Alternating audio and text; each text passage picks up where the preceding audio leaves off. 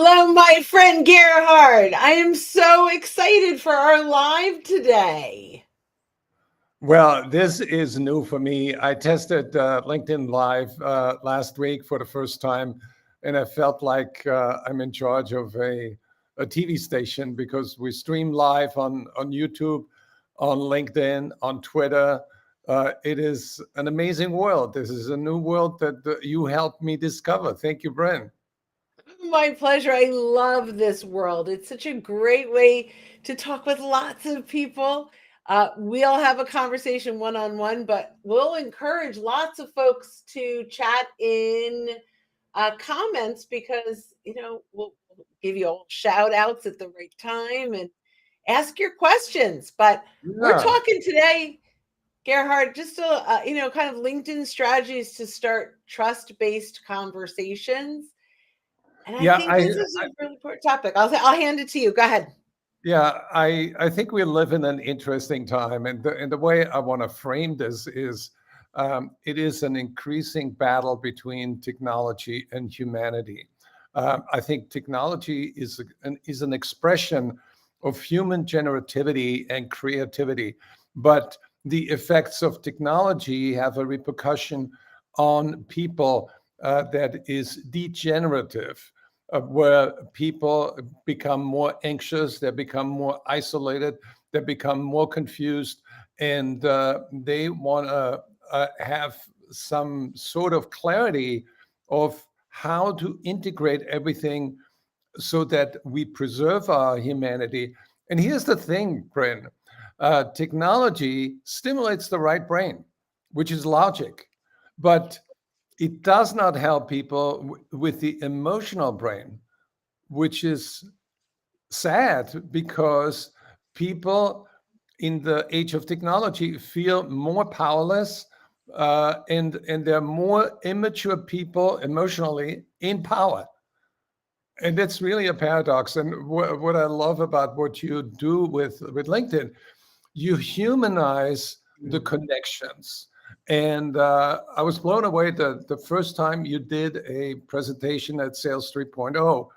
I could see the audience taking notes and commenting afterwards and saying, "This is the best presentation I've ever seen. This is so useful. It's so practical, and also it puts a little bit more fun back into selling." Yeah, it does. And, trust is so absolutely vital right now in sales. We have entered into this world, especially now with our dipping our toe in AI, where, salespeople are trying to use the easy button. They're Yep. trying to do things to, you know, simplify the sales process. But what's happening when they do that is they're actually making it much harder for themselves Yeah. because I don't care how much technology is out there, people still do business with people they know, like, and trust. Right. Thank you, Bob Berg, for that fabulous quote from Endless Referrals. And all things being equal, people do business with and refer people they know, like, and trust. And that's one of Right. it's so critical. And when you start a conversation on LinkedIn with automation or with templates, there's no you immediately lose the trust. You can never get to Right. trust. Right. And so, what we're talking about, and I'm happy to, like, really talk about some of the insights today, but we're Yeah. really going to talk a lot about how do you build that trusted relationship online. Right. And I want to emphasize the word template. Templatized selling is really not helpful. I would say trust doesn't come from templates. Trust comes from the human connection, Mhm. where you show that you're real and that you're not putting the customer in a box that says, "I'm a target." Yeah. But now salespeople are like, well, how do I do that? Right? Like, I'm used to now connect and pitch, which, by the way, is a bait and switch. I'm used to, hey, thanks for connecting. We've helped companies just like you. And some people are pitching in the connection request. They don't even wait until you connect. Right. And they're using a broken each button, and so what can we do? Well, number one, we need to show up as a resource. We need to show up as valuable in the prospects world as any other vendor could possibly be. We have to detach from what that prospect is worth to us and attach to what we are worth to them. We have to look at, the goal here is to solve their problem. And if I get a sale out of it, that's a bonus. And when we can have that kind of mentality where we have this world of, I just really want to make an impact and make money doing it, instead of, I really want to make money and maybe I'll have an impact, we've got to make sure that our sales teams, and if we are selling ourselves, are really based in, how am I going to make a difference in this person's life, in this company's life, in the company's client's life? And then the sale will come when the time is right, if we're doing that right. So on LinkedIn, stop talking about case studies. There's a place for that. But talk about, or if you are going to talk about case study, make sure there's education around that. Because we want to make sure that when people consume, when your ideal prospects consume your content, you're leading them closer to your solution versus having them say, who cares about that? So what you're really saying is that it all begins with the mindset. I think it's the mindset, the skill set, and the tool set. LinkedIn is the tool set, but the mindset should be, I want to help you, and I want to learn about you, and not just say, here's a free demo, or here's a free report. And I want you to tell people, what are some of the messages that you send out when you connect with somebody new on LinkedIn? So everyone is tailored to whatever that relationship is. So let's start with content. I put out content, someone engages on my content, and I'd love to have a conversation with them. They fit my ICP, right? They are exactly who I want to talk to. If I jump in and I try to sell to them right now, I'm done. So today I actually have an example of this right in my inbox, where actually someone engaged on Mark Hunter's podcast with Meredith Powell. Mark's going to be in Vegas with us, right? Someone engaged. I reached out and I said, I absolutely wake up every Saturday morning early just to get, sales logic in my head. And then I love Mark. I love Meredith. Yep, they did too. And then I'm like, okay, now what do I do? So I actually sent a little video message today, and I just said, hey, as I mentioned, I really love Sales Logic. What else are you listening to? And he took a screenshot of his podcasts and sent it to me. And then he said, what are you listening to? And then I started talking, and he's like, oh, I just looked at your profile. Right. And so now we have this back and forth conversation because they didn't try to sell him. So when you're at a conference like Sales 3.0 or, any trade show, you don't walk up to someone in the lobby and say, hey, we help companies just like you. You build rapport. Right. So now I know what he likes. My next step might be, I'm going to go listen. And there were podcasts I never heard of, which is very exciting anyway. So now I'm going to go listen to, one was Russell Brunson's podcast. So I'm going to listen to that first because I actually already like him. And then I'm going to go back and share a podcast. Thanks for these recommendations. Just listen to this. And then now people are like, okay, so now how do you convert it? How do you move it from this inbox message?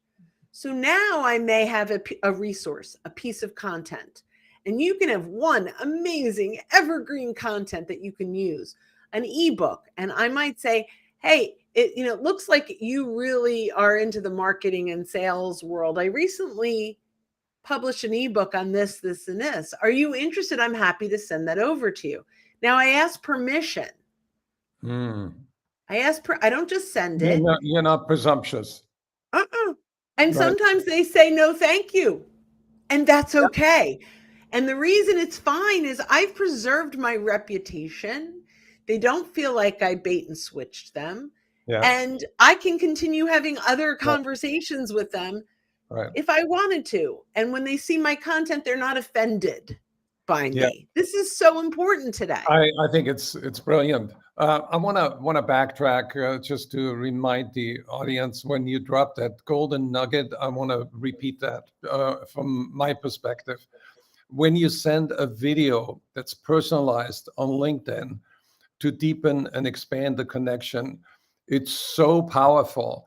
I have usually about 40 LinkedIn requests a week, and I accept some of them, and some of them I reject. But there was one that stood out that sent me a video, and he said, "I watched your video interview with, let's say, Mark Hunter, and it's really great what you're doing, and where can I learn more about selling power?" And I was floored.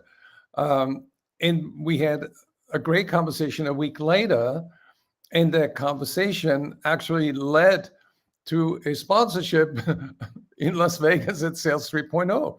So video is so powerful, and a lot of people are not using it. So think about how you can use video in LinkedIn to deepen a connection.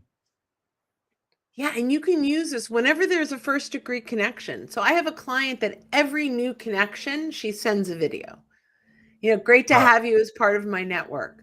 She also says, she has content. If you're interested, I post. She does share a link, but she'll say in the video, if you're interested in this download of really Yeah. great content, I'll stick a link below. You're Right. welcome to grab that.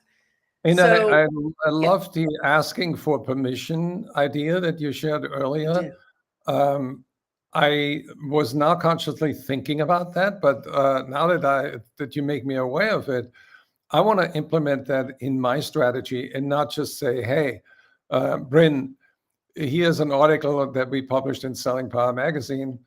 I hope you enjoy it." I think it's much better the way you do it, where you say, "I have that article about an interview with Colin Powell that we published in Selling Power, and since you're in the military, I think you may enjoy it. May I have your permission to send it?" It's a different It's relationship. totally. And I just say, if you're interested, let me know. I'm happy to send it. That's Yeah, typically my response. yeah, And the goal when you do that is a few. Number one, you're respecting their inbox. yeah, Number two, when they say yes, they actually will click through. yeah, Right? They agreed to it. So you have a much higher response rate. I mean, you retain your professional networking relationship, even if it doesn't go to that prospecting level. And all of this is absolutely vital in social selling the right way. You don't want to fall into this, oh, he's a spammer, or I can't believe she sent me another message and I haven't even replied to the last right, 6. right. The worst thing, in my opinion, you can do right now is I'm bumping this to the top of your messages. I'm Yeah, like, I'm like, I didn't want it the first time. I don't want it this time. right. Right. So that's all about you, the seller. Yeah, It's all about the seller wanting to make a sale. There's nothing in it for me, the right. buyer, that makes me even remotely want to look at your solution. Until you make me matter, you have to earn the right. You Yeah. earn the trust. Bryn, we excited to have you on stage in Las Vegas. And there's one topic that I want you to share with the audience, because ChatGPT and virtual reality. I mean, there's so much going on in technology that Mhm. will impact sales in a dramatic way in the future. So share quickly what can salespeople do right now to integrate ChatGPT in their LinkedIn outreach, and so they have better and deeper connections. Love this question. The first thing I want to do is hashtag keep AI authentic. Really important. So we use a combination of 5 tools. I'll stick with 2 for now. The first one is ChatGPT. The second one, not in this order, is Zoom. Get on Zoom, record yourself for 3 to 5 minutes, take the transcript and use it in all of your prompts in ChatGPT, and tell ChatGPT, use this transcript only, do not research. So now I could say, here's my 3 to 5 minutes, create a 200-word blog post using my transcript only, do not research. And now it's authentically in your voice. Create a poll using this transcript, create a checklist using this transcript only. And that, in my opinion, is one of the most important things we need to do to capture our own voice, ultimately, in using AI, even having to worry about plagiarizing or getting Right. wrong content or information. So it can be a big win. And so we're going to talk a lot about it. We got lots of friends here today. No, I know. I Yeah. made a note when do not research. That prompt is so vital because ChatGPT is going to go to a database that's huge that imports inauthentic and irrelevant information that you need to edit out again. So that addition to the prompt is really very, very clever. Yeah. I mean, and then all of a sudden it's you don't feel like you're cheating.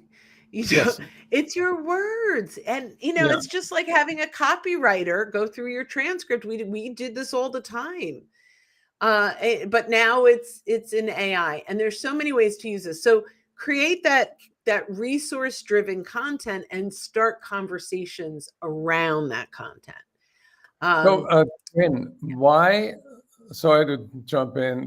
Why do you join us in Vegas? What's attractive for you coming out there? So I mean, number one, hanging out with you, Gerhard, is always fun. I can't wait to high five Roderick.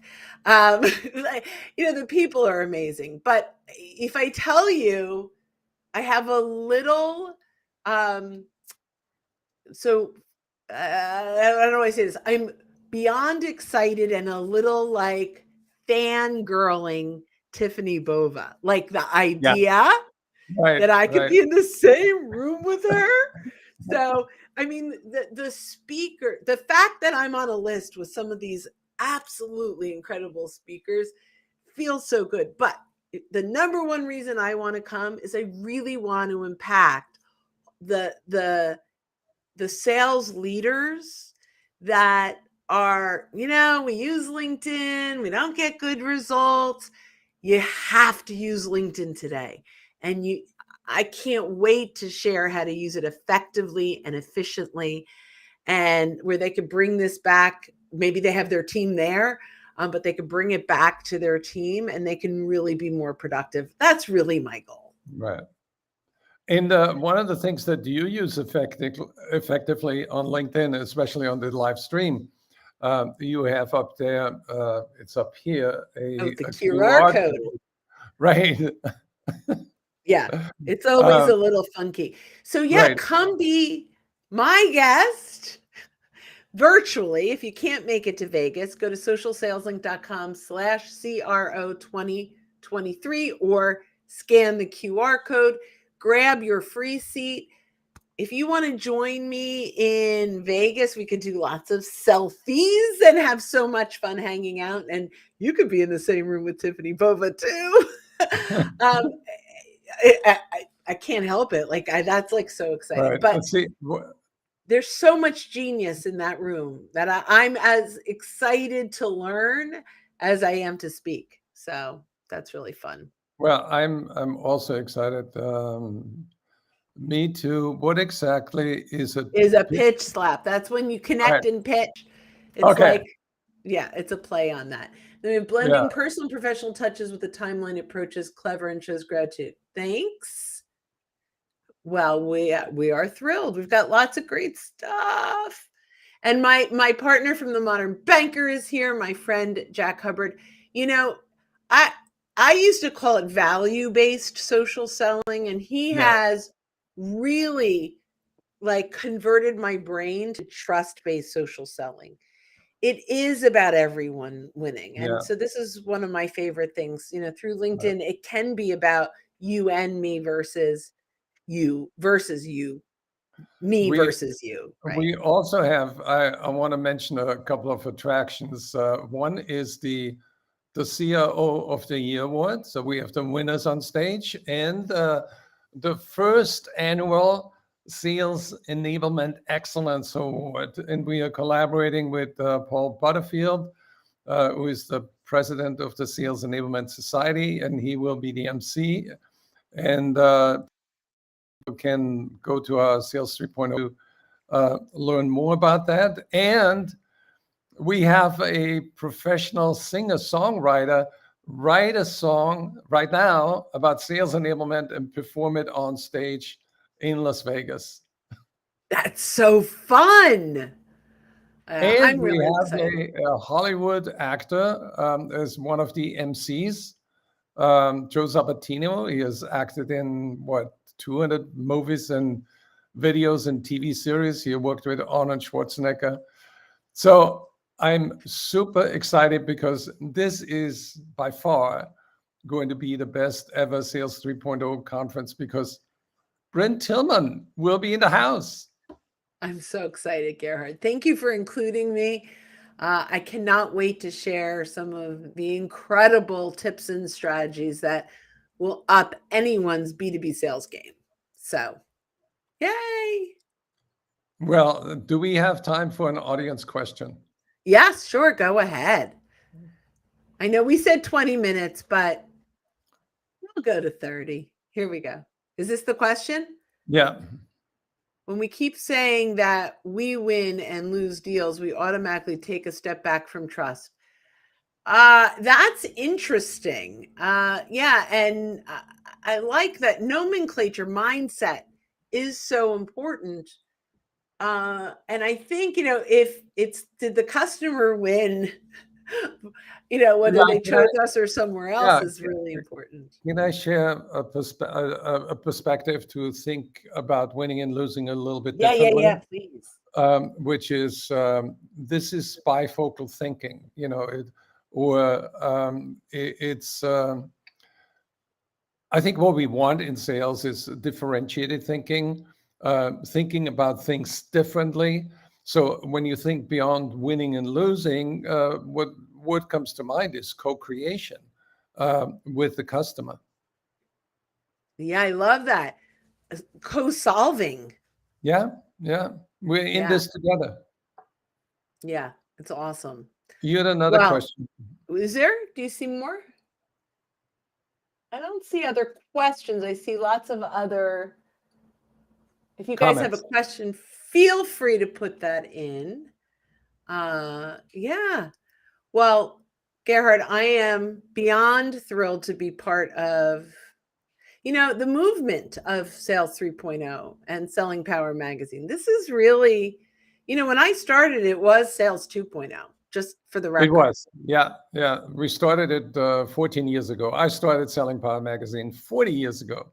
But Wow. I'm totally passionate about helping sales leaders improve their game when it comes to improving people, processes, and technologies. And we are living in an age of uncertainty, where everybody wants to have clarity. And what I find, technology gives us better data, and data is like the new oil that needs to be refined. So you have data to make decisions that really are good for you, that can stimulate your growth.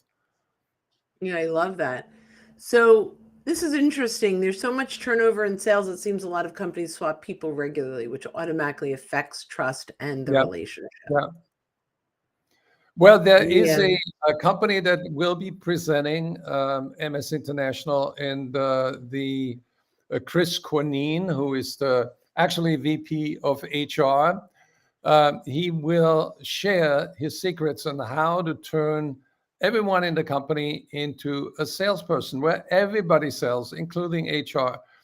And guess what their turnover rate is in the sales force? Guess, just guess. Give me a wild guess. It's low, 10% a year. 4.1%. Wow. That's unheard of. It's incredible. I That's mean, incredible. you'll meet so many interesting people. John Turner is the CEO of Certinia. He has a methodology called the Victory Plan, and he's going to share with the audience what it is, how it works, and why it delivers growth year over year.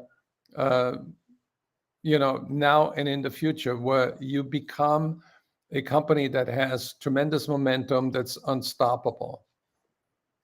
Awesome. Well, this is so exciting.